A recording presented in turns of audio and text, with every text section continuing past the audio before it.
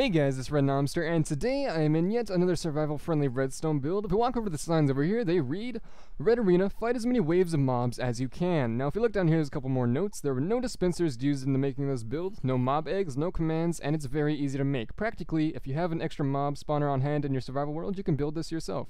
So we have a little iron sword over here, and some random assortment of armor that I've collected while messing around with it so far. I'm level 12 messing around with it. Boom.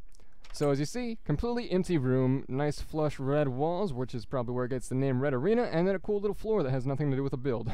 So if we come over here, hit this button to start wave 1, we turn around, and it looks like there's just one single little zombie. It's pretty cute, looking the other way for some reason. How you doing? Pick up his EXP, watch the smoke disappear, and then start wave 2. And it looks like there's a couple more zombies. One's dancing. Oh, that's cute. So let's just finish them off real quick. Pick up their flesh and their EXP. Dead to you. And watch the smoke disappear once again. Alright, and looks like I'm doing bad on health. Might eat a flesh or something. Beautiful. And then I'll start wave 3. Beautiful. Just one more zombie. He's dancing as well. Let's dance! Woo! Oh, okay, he's coming at me now. No particular order to the amount of mobs, really, but it is a never-ending cycle, and it's pretty entertaining, in my opinion. So we'll hit it one more time, see what happens. Looks like there's quite a few. One has a shovel, apparently, and that's entertaining, in my opinion.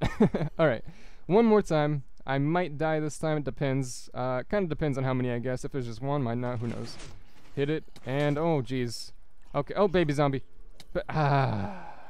Alright, let's head to this tutorial and how to build it. Alright guys, if you saw my previous redstone video titled Block Derby, you might recognize this little device. Now I've edited a little bit. First of all, there's a clock on both sides for this use, but it's very different for the one I used over there, so I'll show you that in a little bit.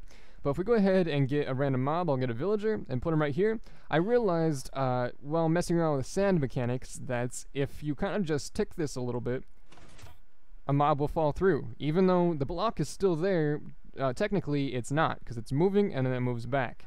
And then he got hurt at fall damage and stuff like that, so it's all nice and clean.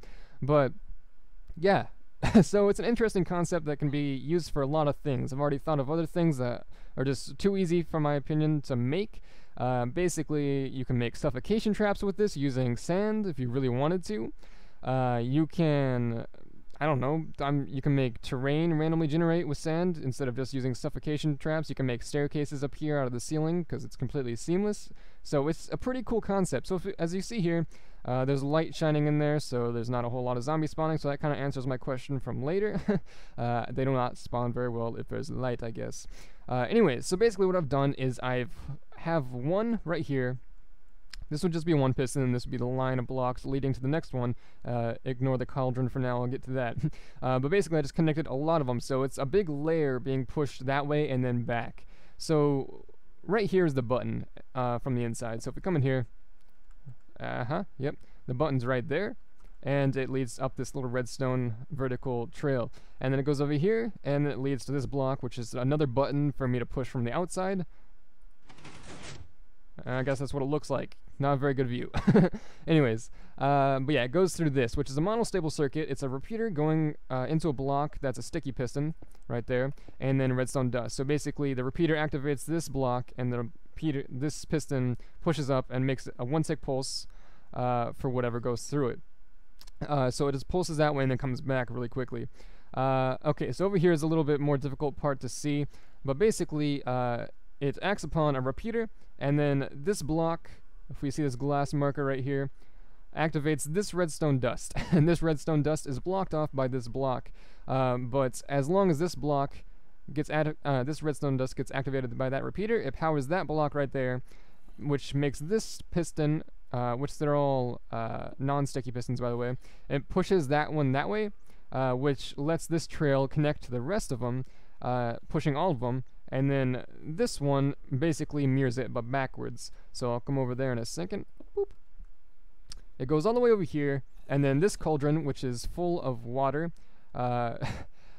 goes in front of this comparator, and the comparator tests it. Now the reason I used cauldron instead of something like a redstone block to send a signal is because I kept getting buzz switches, considering there's redstone right there, and then there's a redstone block right here, so it was kind of funky. So I just used another movable power source that's movable by pistons and stuff like that, which is a cauldron, which not a lot of people know about for some reason, but yeah, it's pretty neat. A cauldron full of water can be tested, and it sends a signal output, which I just have a repeater, so it's longer. It gives a longer signal. It only sends 3 for a full cauldron full of water. I don't know how to explain that really well. Anyways, but it goes through this block, goes through here, and it just pushes all of them back as soon as this cauldron goes in front of that comparator, basically. So it's pretty simple stuff. It just basically floats that way, and in that time, quite a few of them fall through the ground.